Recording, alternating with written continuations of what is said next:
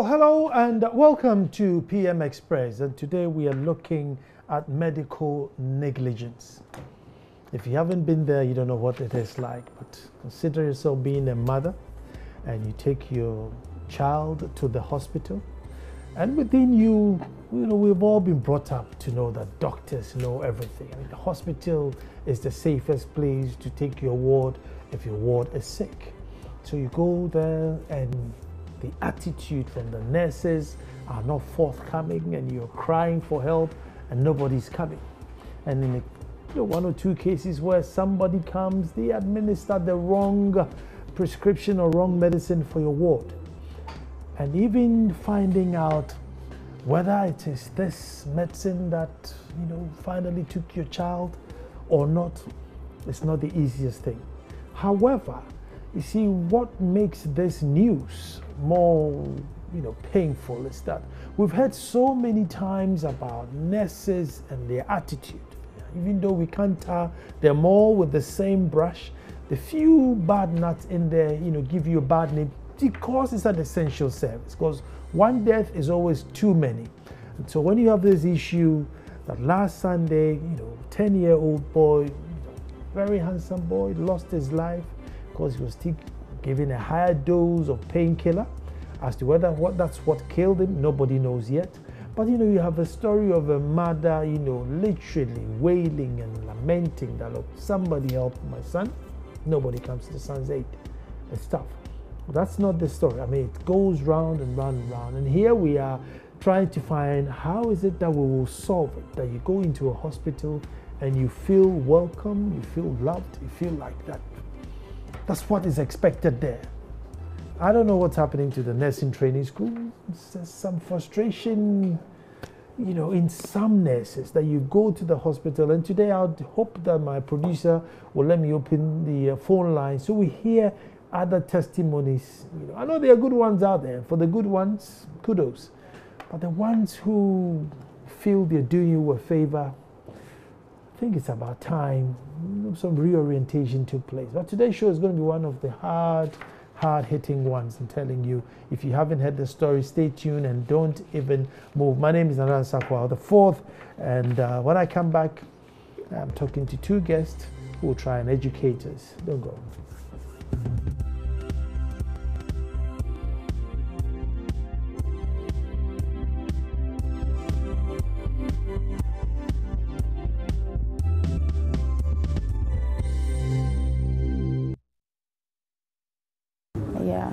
My child went to school, it's a vacation classes, and he went there after the final one. He was playing ball and he said he was standing there and the other friend knocked him down from the head, hit on his leg. And the time he came home, he doesn't want to tell me because I want him to know, because he went to the operation before. So I want him to don't play ball at the school. So the time he came back, he doesn't want to tell me. And his elder brother, he's the one who told me that he saw him playing ball. So I should ask him how come before his leg is paining. Before he said it, he was standing there and one of his friends knocked him down. And I heard that he was complaining about the pains. And Sunday last week, I sent him to my general hospital. The time we went there, they gave me the medicine. The doctor wrote the 50 milligram, and the pharmacy gave me 75 milligram. And I sent the boy to where we are going to take the X-ray. And I left the boy there. And something told me to take the medicine back to the doctor, to show the doctor the medicine to the doctor. And I went there and I showed the medicine to the doctor. Said, this is the medicine that your people gave to me. And she was standing, he said, where is the medicine? And I give the medicine to her. This is the medicine. I give the medicine to her. And he was looking at the medicine. He said, why this pharmacy, the pharmacy doing this? They write the 50 milligram and she gave me 75 milligram. And I asked her, did I send the medicine back to them and change it? And she was holding the medicine and then she told me I should go and give it to the boy. And she told me the medicine is strong for the boy and it's for the adults. So I should go and give the medicine to the boy. I should give him one. And I went there, I give one medicine to the boy and he take it. After we take the result of the X-ray, I give it back to the doctor. And the doctor look at the X-ray, they say it's not the bone is not broke or something.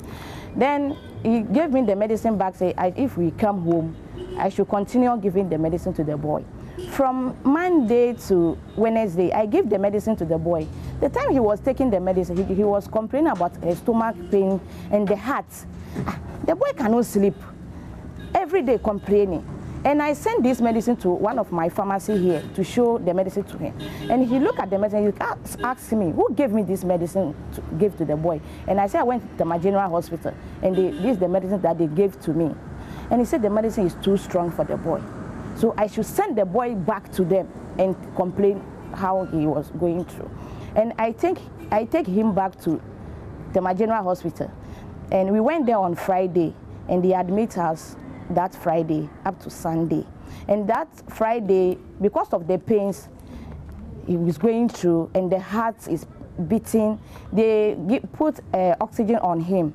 From that Friday, Saturday, and Sunday dawn by 4 o'clock, my boy is gone. This boy left me over there. I was holding this boy. This boy was suffering, crying. Mama, I'm suffering. All my throat is paining me. My stomach, my heart. It's only one doctor in that night. And the doctor also is not there. He left to go to another ward. It's only one nurse there. I was calling the nurse. The boy is complaining. And that time, I think they put a rubber in her penis so that how he can urine because of the urine. Then the time he was taking the medicine, the urine also changed color.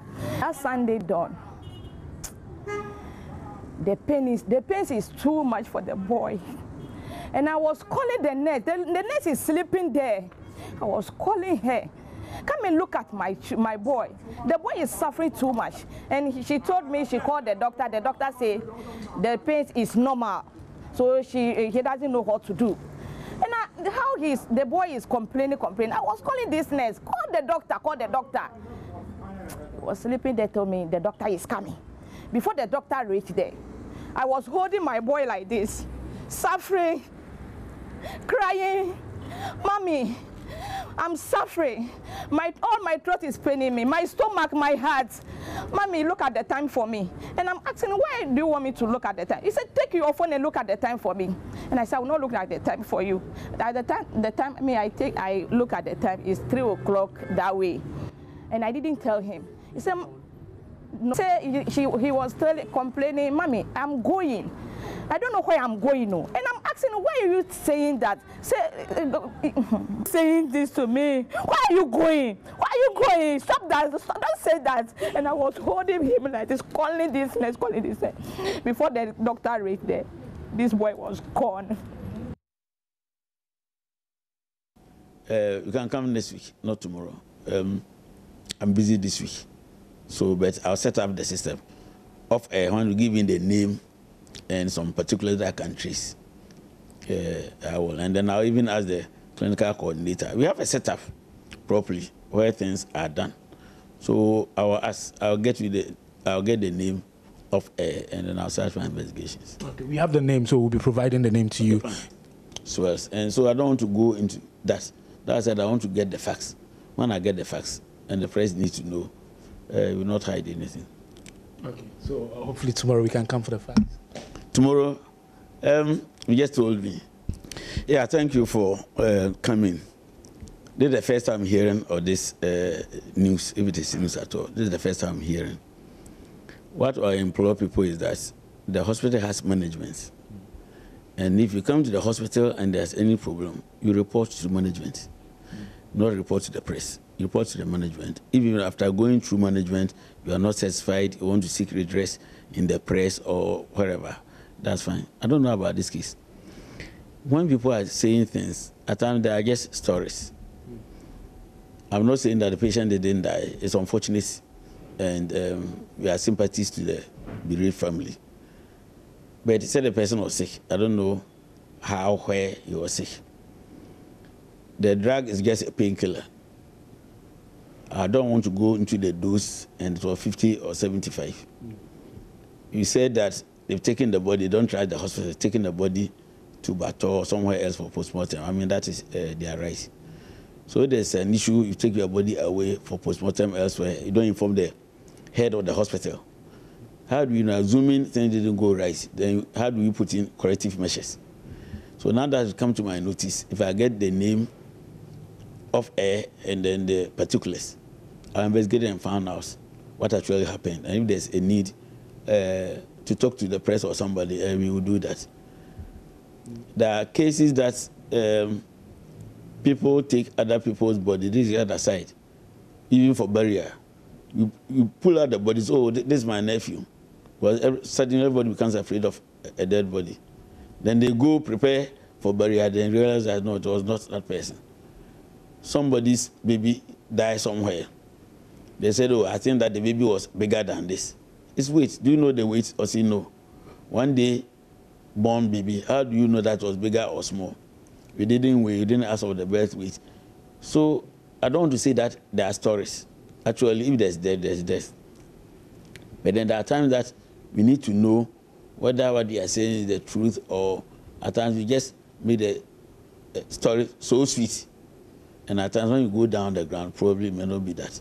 So what I can say for now is that I'll investigate and find out. I can't give you a yes or no answer. What I've come to my notice is just today, one of your people asked about this. I don't know about this. So I'll find out, and if you call me, I'll let you know. But Doc, even on the face of it, if a doctor prescribes a medicine and says that give 50 milligrams of this medicine to this patient, and then they go to the pharmacist, and the pharmacist gives them 75, doesn't it give cause to worry? The issue that you said, the pharmacy, I don't know whether it was hospital pharmacy or pharmacy in town. That's why I don't want to go into the merits. The drug, the naclofene or diclofene. There are so many things that go with medication, apart from the milligrams or the weight, and then the formulation, a whole lot of things. We have something they call abnormal reaction to medicine. I have some friends who cannot take even paracetamol. We think that paracetamol is an ordinary common drug that we take every day. I know my friend, one of my best friends, a lawyer, he takes a small amount of paracetamol. Well, that sets the conversation rolling, but let me introduce my guest in studio. Sat right next to me is Christian Mal Hesse, who is a private legal practitioner. Christian, you're welcome. Thank you very much. And then my own brother in the house, Maxwell Akwekwa, who's a senior journalist in the house. So our own journalist in the house, who obviously did this story. Maxwell, you're welcome. Thank you very much. And then I want to go to Skype and speak to Dr. Gabriel Banaku. Oh, okay, I hear the Skype. It's disconnected. So let me come to Maxwell. How did you come by the story? Well, I remember it was, I think, 2 days ago. Yes, I was at home in the evening, and then I got a distress call from a friend of mine who actually told me that this is the incident that has happened at the Tema General Hospital. She also got the information from a mutual friend, and told me that the mother of the deceased is actually very worried right now, and she just wants people to hear, her story. So I actually took the contact of the mother of the deceased. I called her. I, in fact, planned to call her that evening, but I realized that, no, looking at the situation, I cannot call around 10 p.m. So I have to wait in the morning so that I can reach her. And then, find how best we can also listen to her part of the story, and also get a reaction from the Tema General Hospital. So the following morning, I actually called her, and I told her we're coming over, and she said, yes, we can come. So went round Tema Community 5. That was where we later met her, and then had a conversation with her, and then we later actually followed up at the Tema General Hospital to get a reaction from them. But I don't know if I don't know about counsel, if you realize the communication from the director himself. I mean, wasn't, for me, I wasn't really satisfied after getting that communication from him, getting that response from him, because when we're going there, we thought we're going to get an answer that would bring some sort of closure to this particular issue. But we left there a bit, disappointed. Yeah. Terrible. Okay, let me go to Skype and speak to Dr. Banaku. President, Coalition of Health NGOs. Dr. Banaku, you're welcome. Listening to the narrative, the boy had surgery, had a fall. Now we are probably not in the consulting room, but there's been arguments today on social media that the mother did not inform the hospital that the boy had a fall or had a surgery, and all these. I mean, at this stage, who is liable? I mean, should the doctor inquire these things, or should the mother produce this thing? What should we do in the hospital? Well, when situations like this happen in law, we take every point of it one time at a step. As the story unfolds, you realize that there are a lot of angles to it. But looking at it holistically, there's a development. Like I said early on in the morning, when a patient walks into the hospital and a doctor assumes to take that responsibility over that patient, there's an assumption of responsibility, and that we call it the duty of care. Now, when that duty of care is established, then we have the doctor-patient relationship. Now, moving beyond it, the doctor would carry on with their normal procedures, interrogation of your history and all of those things. We don't have the records to show what information the mother gave to the doctor concerning whether the child has a past history of a surgery on either part of the leg and all of that. That notwithstanding, the more particular issue deals with the part of the drug, and that becomes one point of interest. Another point of interest in law would be to assess whether there's another assertion that the mother had traditional massage, with concussion from a punching clinic on the leg of the child. Now, we would have to assess this and know whether this happened before or after prescriptions were given, and this is factual. Now, depending on what we find out from the factual extractions, then we'll situate it in law to see whether this would affect the causal relationship. Now, before we get to the causal relationship, I had already mentioned that the duty of care is established between the doctor and the patient. Now, before we get there, we have to assess whether there is a breach. That's the next element we must establish. And in assessing the breach, it all goes down to the point as to whether the duty of care that was owed to the patient was indeed breached. And in looking at it, sorry. In looking at this breach, would have to look into certain tests. We have what we call the standard of care required of professionals, and as doctors, a high standard is required of them, such that one would be said to have been negligent where a doctor fails or falls below the standard that is respectable of a medical opinion, so that if you deviate from such acceptable standards of procedure, then we would say that you have been medically negligent. Now, moving forward, and in looking at the medical negligence as with the causative factor, the first test that comes to our mind, or in law that the court will look at, is the Bolam test. It came out of a case of Bolam and Friend Hospital in Wales, and it's reported in the Wales report, law report in 1957. And the principle in this has to points to the fact that we look at, or the court will look at, whether the procedure, and in this situation, the procedure would go to talk about whether the prescription drugs that were given as to whether 50 milligrams or 75, and whether the direction of the dosage was on point and all of that, and as to whether... Let me interrupt you a little bit and speak to Dr. Gabriel Benanku.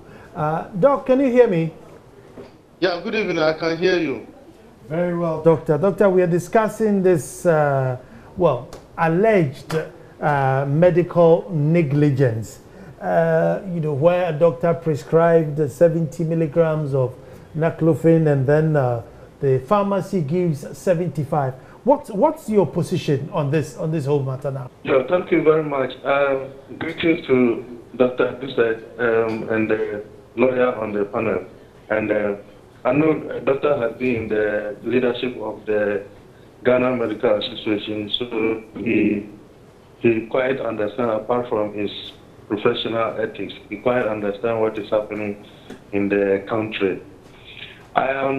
Yesterday when I watched the video when Israel was on the news, I was asking 3 basic questions. 1, don't we have protocol in terms of treatment in the hospital? 2, don't we have the patient's right charter in the hospital? And 3, don't we have a supervisor at the facility even during emergency hours? So if Dr. Dusset can answer these 3 questions, then there's no need for them to start investigation, because they already have if these systems are put in place, they don't need to waste their time to do investigation. If they are doing it, it's just to confirm, but he knows that these things must have been put in place even at the odd hours that he was not there or whoever was not there, but the system itself checked itself. So that is a very worrisome. This tells us that our health system in Ghana is not strengthened enough. There's so much relax and negligence in not only the General Hospital, but all over the country. These are the critical things that the country need to sit up. Even though he said, as he was talking, claiming that they want to do investigation before he can make or take certain action. I think it is not the best, because he knows that within these hours, by now, he should have used his leadership to ensure that the issue is very clear now. Because if you listen to the woman who spoke, and if you have taken information from the nurses and the doctor that was in charge, and from what he was saying before and right now on the studio, I think that he's trying to be very silent on the critical issues. And he's one leader in the country who has always fought for right things to be done. So I'm challenging him to use his leadership, and as he has always purported, to take critical actions without relaxing the processes that can deny justice in the process. I'm saying this without any prejudice that if the systems were put in place properly in the hospital, there shouldn't be any crisis to be calling for investigation now.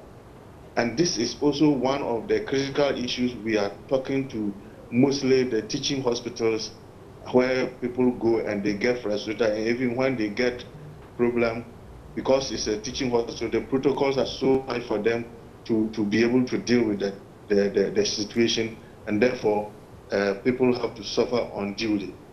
So we are certainly not happy. It is not a good thing in the country for such a thing to have happened, and all that we are saying is that let's wait for investigation. Whereas the system itself should have been able to check all this, and action should have been taken by now. So I'm challenging him. He should come out again, and I know how he has always dealt with matters in this case. I want to see his true self, and we are waiting to see how he's going to handle the matter. We are certainly not happy, and it's a test case we are handing over to him.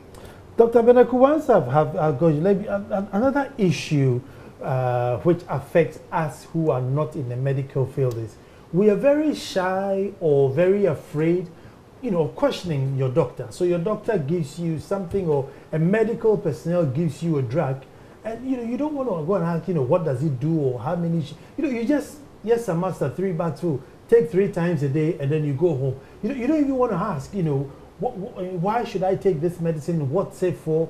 We don't ask these questions. In the patient's right charter somewhere, are we allowed to ask or question the doctor? Why am I taking this? You gave me 50, now I have to take 75. Can I ask why?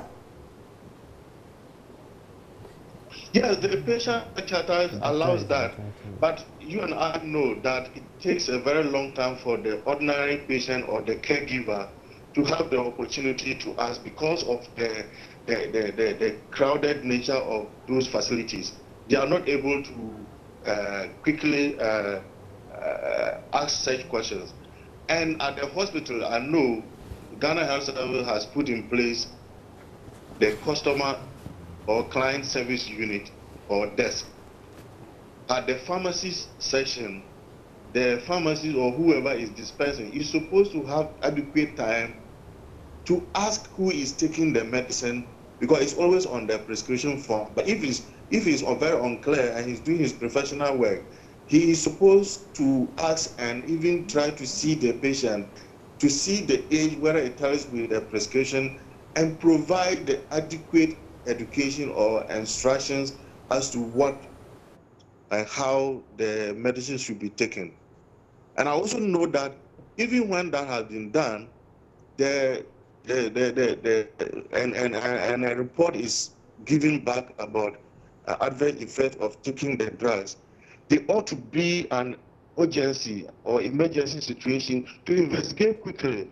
If you listen to the woman's sentiment and the ordeal she went through with the son, it means she was complaining and nobody was listening to her. Even where she was pushing, trying to let them understand how the child is suffering, she was still not attended to until when at the final stage, at the bad stage, I believe the nurse noticed that the child is already gone before the nurse tried to get the doctor to come and attend. So it is purely negligent on the side of the health workers who were on duty at that time. And this does not need any investigation, as the doctor is reporting. It is something that, from the narration of the woman, and she has witnesses to that effect, and it is enough for those people to be dealt with immediately. And also, who prescribed that medicine and who gave that medicine? Doctor was talking about he's not sure whether the medicine was given at the facility. That by now, doctor should know, because I know that they have a system to cross-check that. By now, he should know whether the medicine was given at the facility. Doc, sorry to intervene, but 75 milligrams, would it be a bit much for a 10-year-old boy? Even though, I think he looked a bit big, but would it be too much for his age? No, I'm not an expert to that. I cannot talk about the quantity, but I'm talking about the protocols. The negligence there. Okay. Doc, thank you very much. There are protocols to that effect. We need to respect the protocol we set for ourselves, and we need to ensure quality. So if anybody violates, we should deal with the situation rather than to use the process of investigation to shelve the matter. No, thank you. So I'm challenging Dr. Dusa to take Thank you very much on that. Thank you very much on that. Let me take a quick break, and then when I come back, I'm going straight to counsel to find out, because he was shaking, disagreeing with what the doctor was saying. So when we come back, we'll get what it is he was disagreeing. Don't move. Well, thank you very much for staying, and it's a sad story, but like I said, to prove medical negligence, I'm telling you, if you haven't been there, You don't know. Every single detail, every fine strand would have to say yes or no before you have a case. Otherwise, it's such a big deal. And probably that's why there should be enough protocols so that we don't even have to go through proving. But, you know, Counsel, you were shaking your head, you know, in disagreement. Yes, I mean, some of the things Doc was saying, some of them are right, but he ventured mostly into the realm of speculations, and you see, as these borders match on legal matters, that's if they would seek that arena, then speculation will not suffice. No amount of speculations will suffice. But the most interesting thing that the point I was advancing is that this is a tortious matter, and purely in tort, 4 elements ought to be worked through: duty, breach, causation. And this matter sits more on the causative factor. And in looking at the causative factors, we look at, but for the doctor giving those prescriptions, would the patient have died anyway?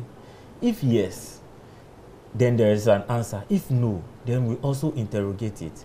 I'm asking this because if after giving, or if the child was given, let's say, as they say, in the 75 milligrams, if the child was given that, and there are other causative factors, as in the application of that concoction, and we look at the time frame of the application, was it done after the drugs were given to the child?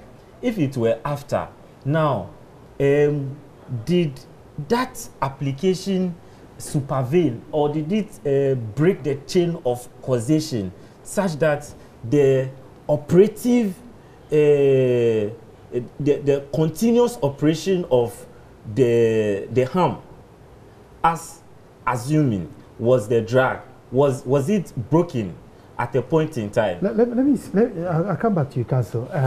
Max, I mean, this herbal, at which point did the herbal, is it a herbal failed and then they went to hospital, or when the hospital failed, they came to do herbal? Well, from the interaction that I had with the mother, she tells me that when the incident happened, their first port of call was actually the Aponchi Clinic, which is just about, I think, 700 meters away from their home, where they actually stay in Tema Community 5.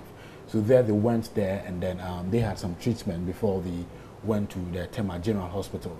But the mom is actually disputing all the claims being made by some people on social media that there was an application of some concoctions and the child had to drink some of them before he was taken to the hospital. She has actually disputed all of those claims being made on social media. Oh, okay, so he didn't drink anything? He didn't drink anything. What did he go for, a massage? Exactly. What we know was that they applied those concoctions on the leg, the affected part of the leg. That is what we know. But for oral, no, we know. But what did the child go to the hospital for? Sore leg?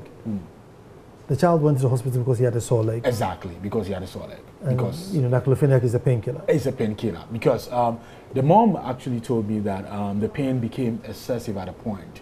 So that was when they had to take him to the Tema General Hospital. And when they went to the Tema General Hospital, you could see he was still in pain.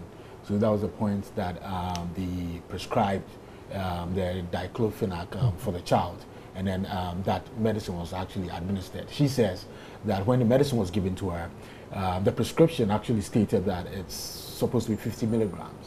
But when she took the box, she realized it was 75 milligrams. So she went back to the doctor who gave the prescription that, okay, this is that normally that I've detected. What do we do to it? And the doctor looked at it and said, okay, he can still take it. So he can still go ahead and then take it.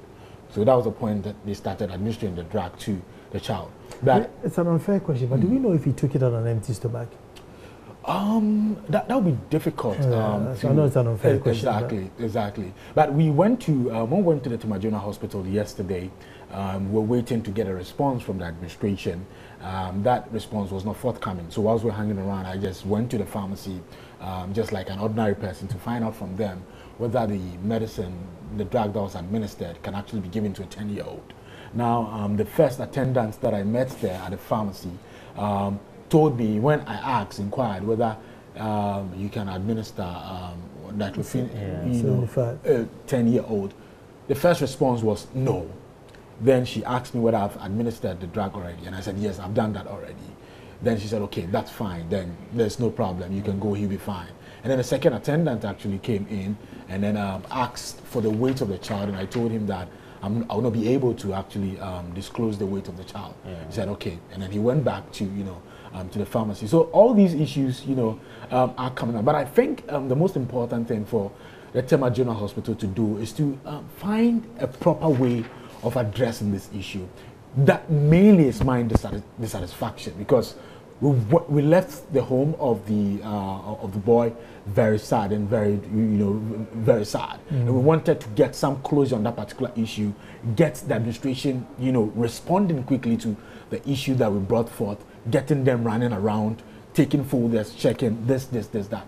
But all we got was, somebody in a relaxed mood telling us, oh, I don't have the time to respond to it now, but don't worry, you can give me a call next week and we'll respond to it. Communication certainly didn't come out well. Yeah. It certainly did not come out well. But the number is, if you have any, maybe you had a bad encounter at the hospital, you can call and share a brief one. It's 0302 211 691, 0302 211 691 or 692.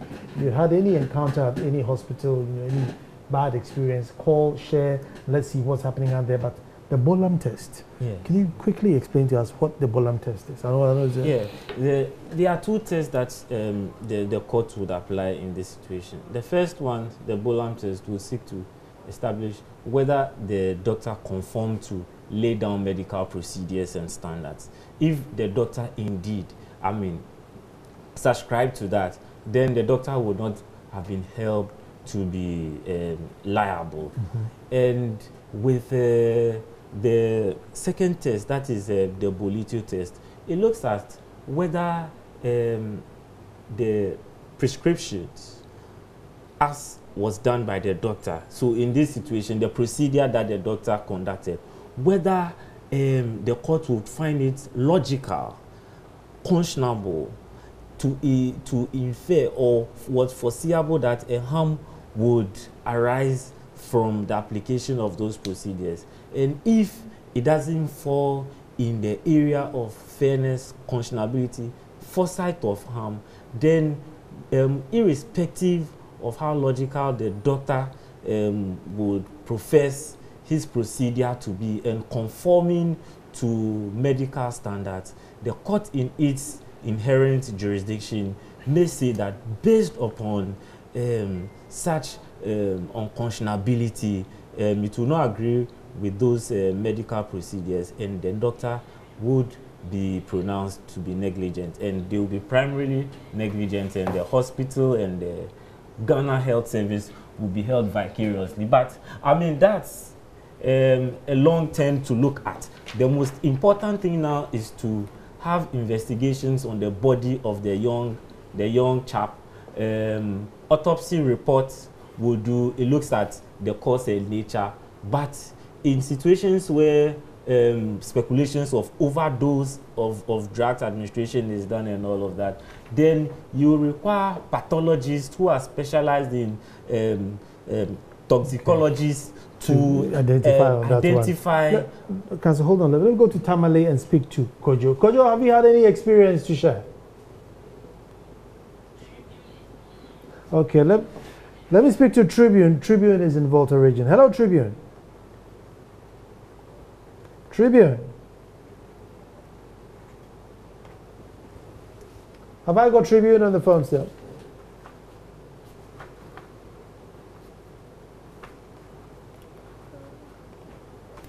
Okay, so we're doing with regards to the 75 and the 50, the pathologist will determine as to whether the bodies. But you see, if you do a little Google, it tells you no, and they don't even the 50, they don't recommend.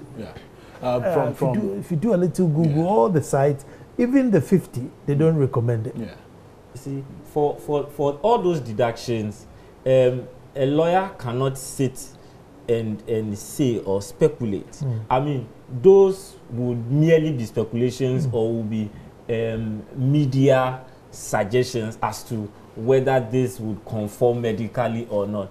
But when those verifications are done, then it takes a legal nature, and it is then that we can make legal deductions of it. We would need expert opinion to give their expertise or their testimonies, or to testify on the administration of such drugs. Whether because let me go to a chairman and speak to Al Hassan. Hello, Al Hassan.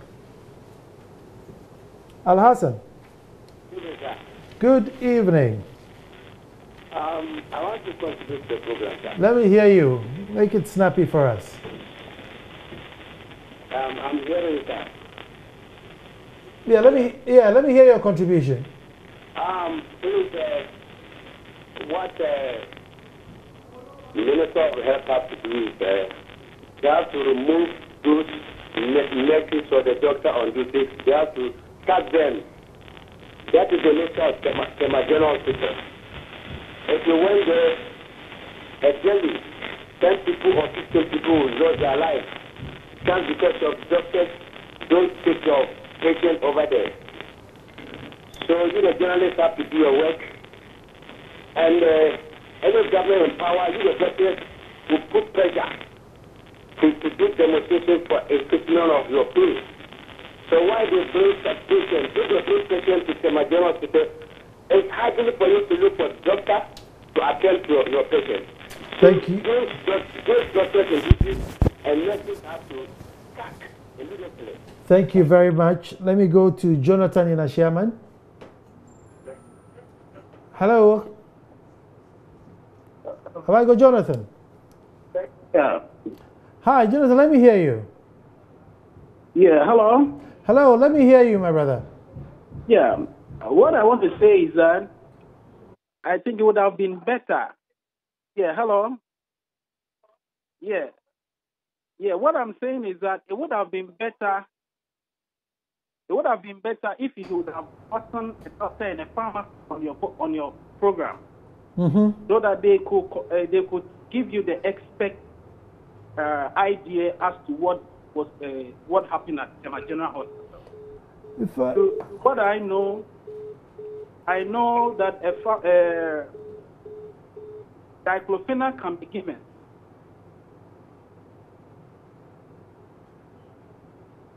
Have I still got you? Hello? Yeah, speak up. We're listening. Yeah, I know that diclofenac can be given. Okay. In the case where the child has a juvenile arthritis, it can be given. Okay. So I don't know the reason. Probably, maybe there might be some other disease conditions that might cause the death of the boy. Okay.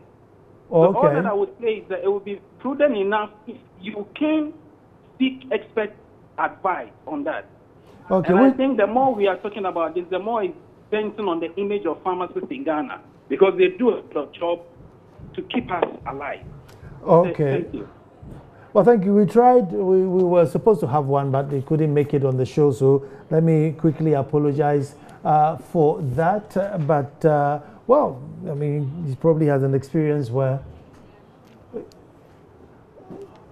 Okay, let me speak to Mabna in the Volta region. Hello, Mabna.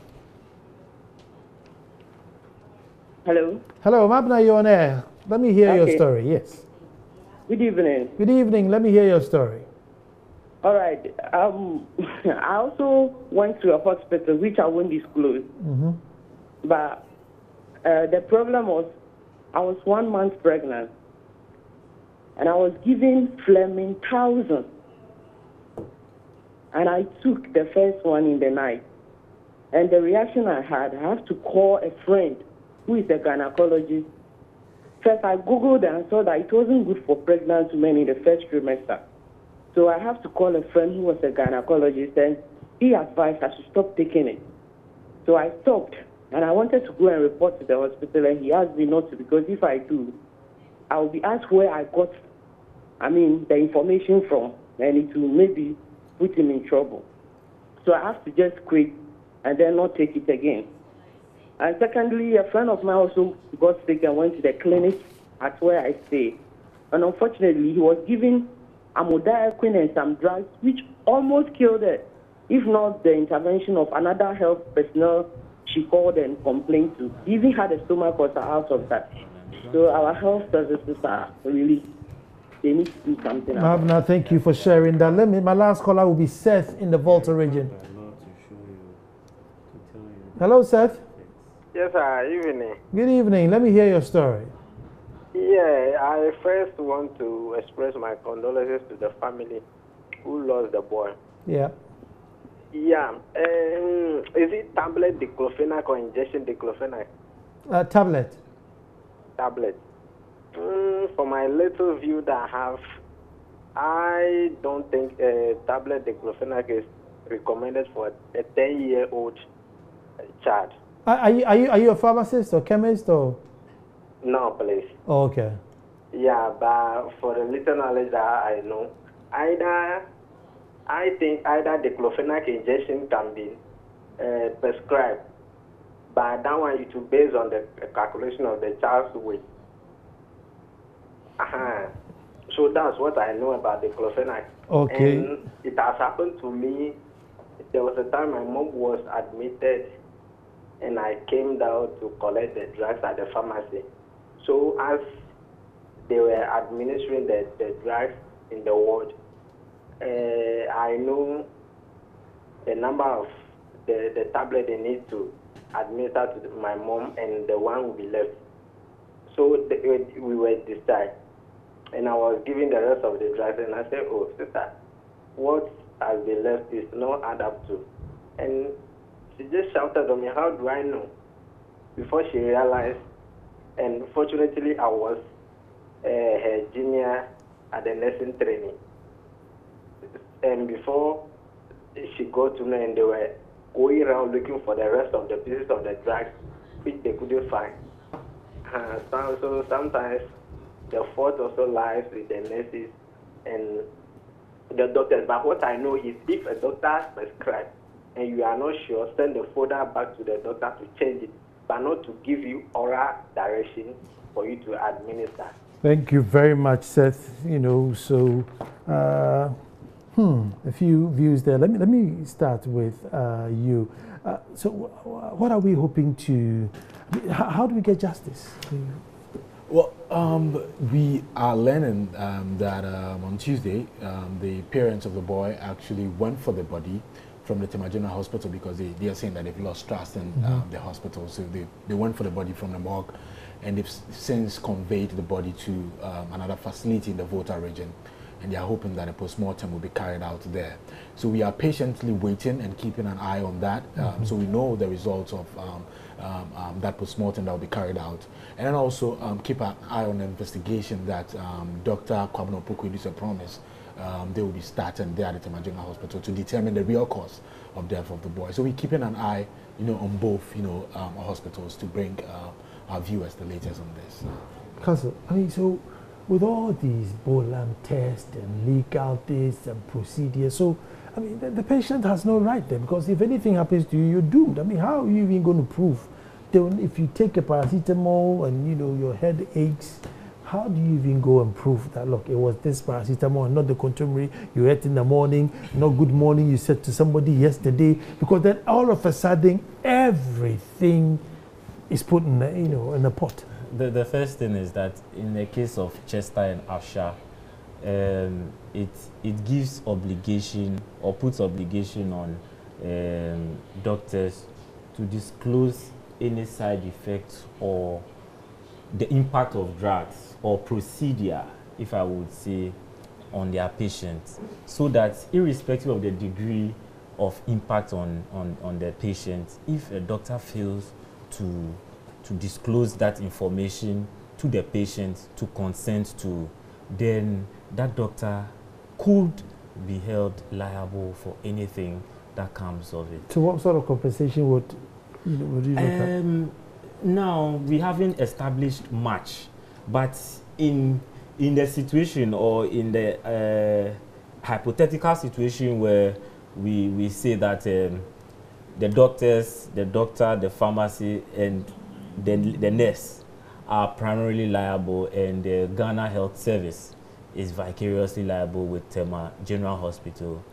Then the mother, who is suing as administratrix of the son, would, if it's successful, would get general damages for loss, also for the pain, the emotional distress. Numbers wise, what are we looking at? And all of those things.